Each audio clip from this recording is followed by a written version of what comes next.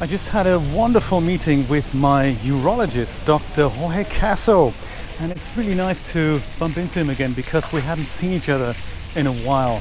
Let me just go across the street here. Behind me is the brand new Miami Cancer Institute, and that is ever since I've come here, which is over there. That's kind of the main building over there. And ever since I've come here, this building behind me was made, and I don't know how much it cost, but it was very, very expensive. And it was in the making while I started coming here, including the water fountain and everything. Let me just go over here. I was in the old building back then, but now all the cancer treatment that is happening and the doctor's offices and all that, that's over in the new building now. And it looks really wonderful. So the first thing that struck me there was that the waiting area upstairs on the third floor, I've only just been there, I've already forgotten which floor that was on. Anyway, it looked more like a futuristic bus station rather than anything else. So certainly not like a doctor's office. And yeah, it's funny, I've only been here at the new building since I was well. So my unwell days at Baptist Hospital, they happened more over here. So on the left-hand side, this is kind of the emergency room. That building here, that's emergency room. And then over to the right, this is all patient rooms now. And then over to the right there, that's called the Medical Arts Building. And that was something in which they used to give us the cancer treatments. So the infusion suites were over there. They have a really nice little park over here. That's really nice. So it's that, and over behind those palm trees, that's where the lake kind of continues. And I think we have to just go past the lake here because that's where the bus stop is. So I'm on my way back, and it was a really nice chat with Dr. Caso. So what happened was that first I spoke to his nurse practitioner to give some details as to how I've been doing and all that. And she had heard stories of me, but she had never met me. So I've met his previous nurse practitioner. I think she's still working with him. But this one was a new one. I've already forgotten the lady's name. One of those things. What a shame. Very nice girl, and I must have touched her with my story. I told her that what happened and how I recovered, and one of the stories that I told her was that getting over something like a trauma, like cancer, is like getting over a bad cold. You don't really remember that it's happened. You know it's over, and you have some vague memory that you've been in some weird place, in some weird situation. But now that life is normal again, it's really not something you keep thinking about every day. And I said to her that I do find myself that that's happening, and we're thinking more about what we're going to do tomorrow and what we're going to have for dinner tonight, but we don't seem to remember that this is still part of getting over a trauma. And that really touched her, and she nearly cried, and I really appreciate that. It's nice when words really sink in. That's nice. I didn't mean to be sad or anything, but I did tell her that one of the things I try to do is make a point that, when I have whatever urinal leakage or something, that isn't actually such a bad thing. That it's something you can very much live with, because the alternative would be to have a urostomy, and I don't have that. So in a way, it's a weird kind of reminder whenever something happens that has to do with cancer, anything from you have to make a doctor's appointment to you have to schedule your next colonoscopy or whatnot.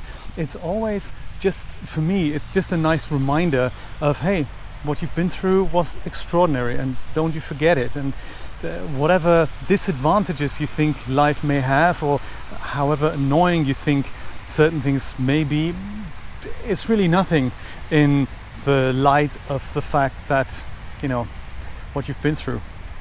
So we had a wonderful long chat when Dr. Caso came and joined us. We had a wonderful long chat about literally stories also about my case, and one of the things that I hadn't heard before, it's just always nice to make mental notes of this. One of the things that he said to the nurse practitioner, I wish I could remember her name now. He said, well, when we opened him up, he said I made the decision, the incision, together with Dr. Zomstein, who was doing the colon part. Dr. Caso was doing all the bladder part. So Dr. Caso said I made the incision, the first incision, and we really didn't know what to expect. And one of the things that we saw was one loop of small intestine that was filled with urine, almost like a secondary mini bladder there. And we looked at all this mess, but very quickly it became clear that it was hello, just getting distracted here by some of the geese that live here. What are you eating? Very cool. Hey guys, just passing through.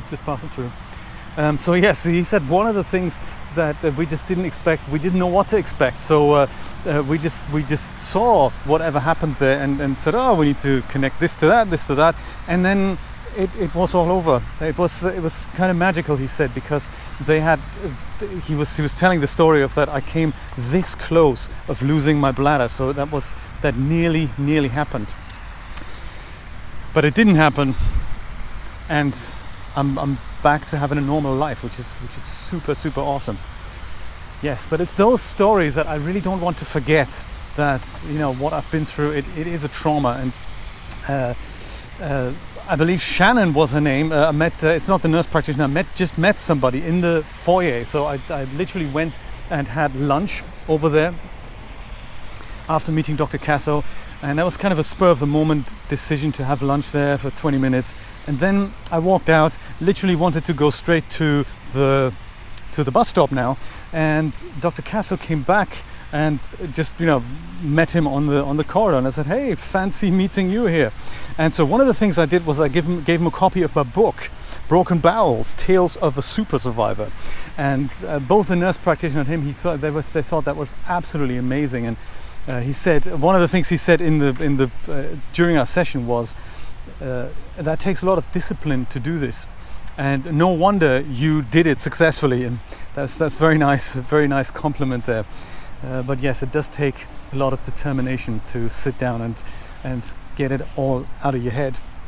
So I'm saying this because he said, do you know what, good that I meet you again, because you forgot to sign the book. I want a hand-signed copy, of course. And I thought, of course.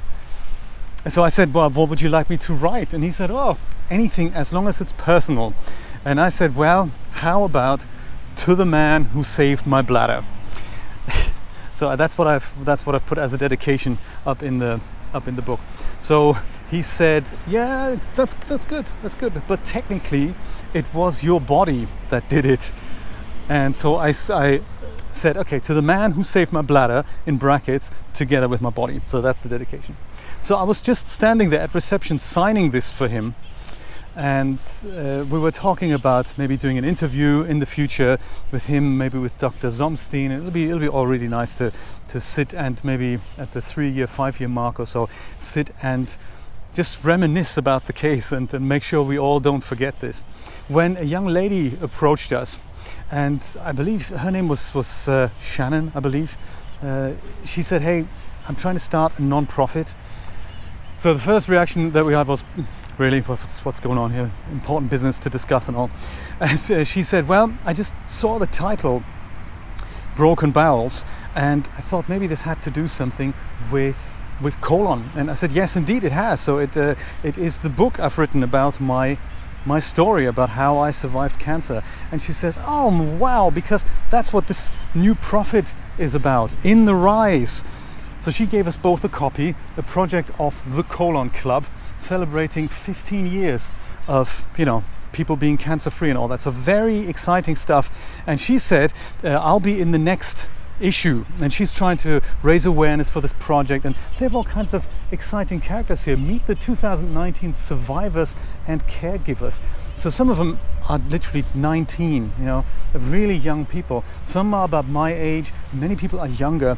And I said, yeah, definitely, these are great people to get in touch with. So she said, these guys are looking for amazing stories, and I'm going to read that on the bus, and I will I will see if I can contact these guys, and perhaps this is going to raise awareness of my story too. So, you know, it's just all a give and take kind of process. I'd really appreciate that if the story gets out there and gives more people more hope that you too can survive. You know, all these people who are now faced with cancer can really learn from the people who've already been through it and who've been through it years ago. And she was, I believe Shannon was now about 5 years. It's been 5 years that she had cancer, also colon cancer. And there's several people several photos of people in here who wear a colostomy bag, and that's just it. So that the portrait is basically done in a way that I'm trying to find the bus stop here. Somewhere is it over there? I think it's over there.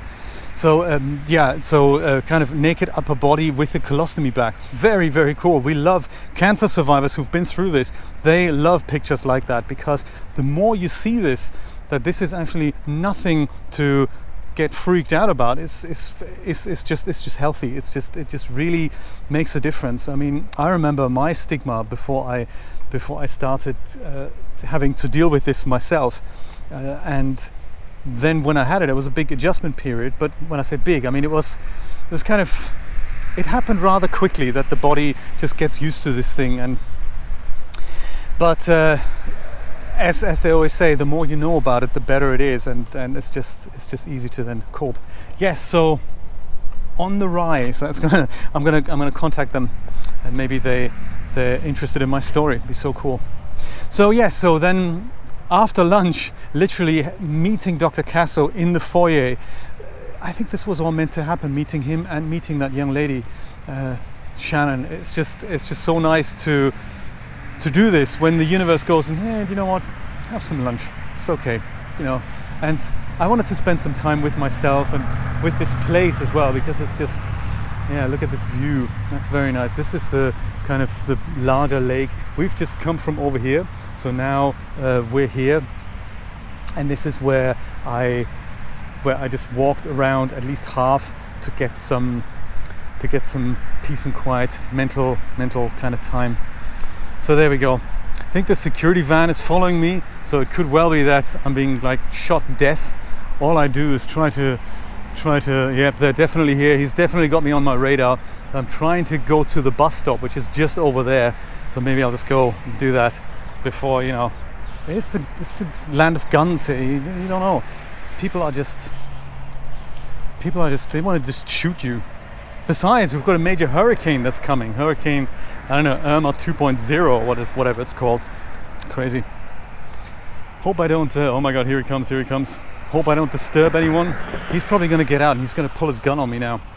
Survived cancer just to be shot by a security guard at Baptist Hospital. Sad story. Sad story. He's looking at me funny.